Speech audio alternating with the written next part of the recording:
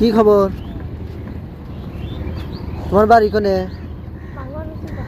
আসসালামু আলাইকুম দর্শক, আজ আমাদের গন্তব্য হলো সিরাজগঞ্জ জেলার এনায়েতপুর শহর।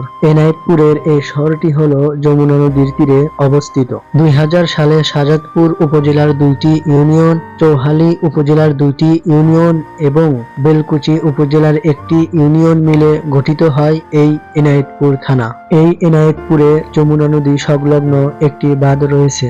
এই বাঁধের বিখ্যাত একটি নাম হচ্ছে এনায়েতপুর বেড়িবাঁধ। অনেকদিনেরই ইচ্ছা ছিল এই এনায়েতপুরের বেড়িবাঁধে ঘুরতে যাব, তাই আজকে ঘুরতে চলে আসলাম এনায়েতপুরের এই বেড়িবাঁধে। অনেকটা রাস্তা পার হয়ে একদম গ্রামের মধ্যে চলে আসলাম।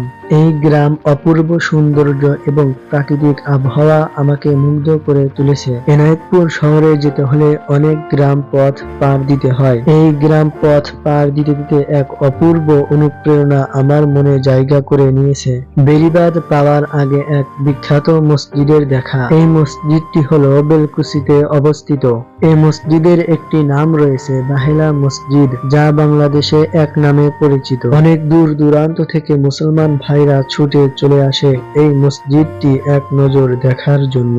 এই এনায়েতপুরে বিখ্যাত একটি মাজার রয়েছে।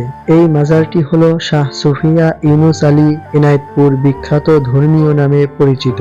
অনেকটা পথ পার হয়ে একদম বেড়িবাঁধের কাছে চলে আসলাম এবং এই বেড়িবাঁধের রাস্তাটা এত ভাঙা যা বলার মতো না। আমার অবস্থা খুবই খারাপ। এই রাস্তার চারপাশে মরুভূমির মতো চর আর চর, আপনারা তো দেখতেই পাচ্ছেন। এখানে আসলে বিকেলের আবহাওয়াটা অনেক সুন্দর। ফজর নামাজ পড়ে রওনা দিয়েছি, মনে করেছিলাম যে এখানে পৌঁছাতে পৌঁছাতে দুপুর পার হয়ে যাবে, কিন্তু ঘড়ির দিকে তাকিয়ে দেখি কেবল সকাল 9টা বাজে। এত আগেই পৌঁছে যাব সেটা কখনোই ভাবিনি। সামনে যতই দেখছি ততই মুগ্ধ হচ্ছে। সাগরের মতো এই যমুনার নদী, প্রাকৃতিক আবহাওয়া এবং চারদিকটা এতই সুন্দর যা দেখে আমার মনটা একদম মুগ্ধ হয়ে গেল। এই নদীতে কিছু নৌকা দেখতে পাচ্ছি, এই নৌকায় করে জেলেরা মাছ ধরছে। আসলে আমরা যারা শহরে থাকি তারা আসলে নদীর মাছ খুব কম দেখতে পাই। এইরকম একটা জায়গায় আসতে পারলে মন এমনিতেই ভালো হয়ে যায়। এই জায়গাটা এতই সুন্দর, হাজারো বর্ণনা দিলেও কম হবে। ভিডিওটা ভালো লাগলে একটা লাইক করে এবং এইরকম ভিডিও পেতে আমার চ্যানেলটা সাবস্ক্রাইব করে দিবেন।